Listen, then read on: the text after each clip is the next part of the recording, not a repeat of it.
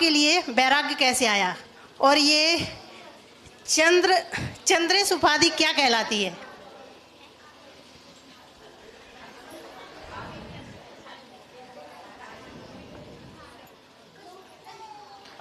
बोलिए पंच परमेष्टि भगवान की, बोलिए पंच परमेष्टि भगवान की। और तेज आवाज आ रही है आपकी, थोड़ा धीरे बोलिए, बाहर चली जाएगी। बोलिए पंच परमेष्टि भगवान की, बोलिए अनंत अनंत सिद्ध परमेष्टि भगवान की। उपास चल रहे? अच्छा, बोलिए पंच परमेष्टि भगवान की, बोलिए अनंत अनंत सिद्ध परमेष्टि भगवान की। बोलिए अध्यात्म योगी चर्या श्रमणीय आचार्य प्रवर श्री 108 विशुद्ध सागर जी महामुनिराज की, द्वादशांग जिनवाणी माता की।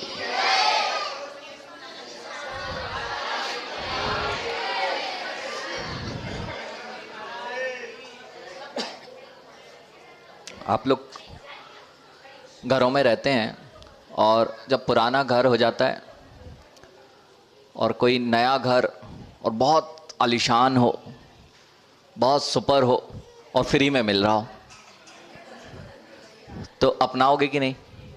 अगर किसी की नौकरी में कोई प्रमोशन मिल रहा हो, यानी हो, यदि नौकरी में प्रमोशन मिल रहा हो तो छोटी मोटी जॉब करेगा कि प्रमोशन को प्राप्त करेगा? प्रमोशन को प्राप्त करेगा। बस हमारे साथ भी ऐसा ही था, छोटी मोटी नौकरी यूएस में थी और प्रमोशन मिल गया और पंच परमेष्टि पद पर मिल गया, तो अब उसको प्राप्त करना ज़्यादा आसान है और छोटी मोटी नौकरी को छोड़ना। तो मूल वैराग्य का कारण यही था कि तत्व निर्णय, संसार की सारी लौकिक चीज़ें, भौतिक चीज़ें सब बहुत आसान है। हमारे जैसे हजारों क्या लाखों लोग हैं, हमसे कई ऊपर लाखों लोग हैं, करोड़ों लोग हैं। यहाँ पर बैठे हुए लोग भी, जो हमारे पास वैभव नहीं था, आप लोगों के पास करोड़ का वैभव है। ये सब आसान है, लेकिन इससे ऊपर जो कुछ है वह पंच परम पद, वह दिखाई दे रहा था और सत्य का निर्णय हो रहा था। तो वैराग्य के मार्ग को चुनना आसान हो गया था। दूसरी बात, आपने चंद्रेश उपाधि की बात की है। ये तो महाराज जी के मुख से अपन सुने तो बहुत अच्छा, क्योंकि ये उपाधि महाराज जी की है। उसमें जो छंद आता है, हाँ, महाराज जी के गृहस्थ अवस्था में महाराज जी का नाम था वैसे निहाल चंद जी, और महाराज जी ने चंदेश कैसे लिखना चालू किया था? अपने आप से, ऐसे ही जैसे आजकल विनम्र या कोई भी अपने पीछे कुछ जोड़ लेता है उपाधि रूप में। काव्य लिखते थे, कोई काव्य लिखा होगा तो उसमें चंदेश शब्द अच्छा लगा होगा।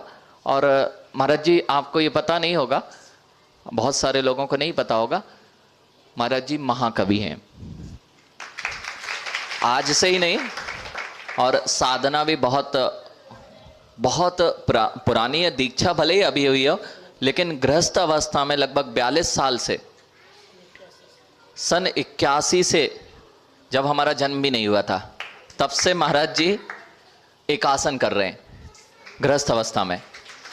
इसके बाद में आपने सुना होगा सिंह रथ चले थे, सिंह रथ, सन्मति सागर जी सिंह रथ वाले। उस सिंह रथ में माता पिता बनने का सौभाग्य यदि किसी को प्राप्त हुआ था तो सील सागर जी महाराज जी थे। गृहस्थ अवस्था में निहाल चंद जी नाम था, और ये चंदेश उपाधि, वहाँ से काव्य रचना। काव्य में आचार्य भगवान विशुद्ध सागर जी पे महाकाव्य लिखा है उन्होंने। आचार्य भगवान ज्ञान सागर जी, उपाध्याय ज्ञान सागर जी जो सराक उद्धारक, उन पर महाकाव्य लिखा। उनकी लेखनी अनवरत आप देखते ही हैं, रोज सुबह आप लोग सुन रहे हैं, उनकी लेखनी अनवरत चलती रहती है। उनको समय नहीं लगता है, कोई भी विषय हो, बहुत किसी भी छंद में वे अपनी रचना बना लेते हैं, ऐसे महाकवि। इसलिए उन्होंने जब ये काव्य रचना की तो कुछ ना कुछ उपाधि के रूप में वहाँ चंदेश, निहाल चंद जी चंदेश, और आचार्य सिंह ने इससे बड़ी उपाधि उन्हें दी थी। थे तो सामान्य, लेकिन आचार्य भगवान ने उन्हें पंडित जी की उपाधि दी। हाँ, इंजीनियर थे, इंजीनियर थे, मतलब उस समय के इंजीनियर थे महाराज जी। और इंजीनियर पॉलिटेक्निक उस समय किया हुआ था, और आपके मड़ावरा से ज़्यादा संबंधित थे। मतलब आपके यहाँ पर व्यापार उनका चलता था, ललितपुर के महाराज जी हैं, और मड़ावरा में खूब कई लोगों का व्यापार था। अब देख लेना भैया, जिसने पैसे ऐसे नहीं दिए हो तो महाराज जी से तो अब नहीं चाहिए उनको, लेकिन हो सकता है आ ही ना रहे हो जिनने पैसे अटका के रखे हो, तो ऐसी बात नहीं है। तो ऐसा संबंध रहा। तो ये महाराज जी की उपाधि निहाल चंद जी चंदेश, समझ में आ गई? बहुत बढ़िया।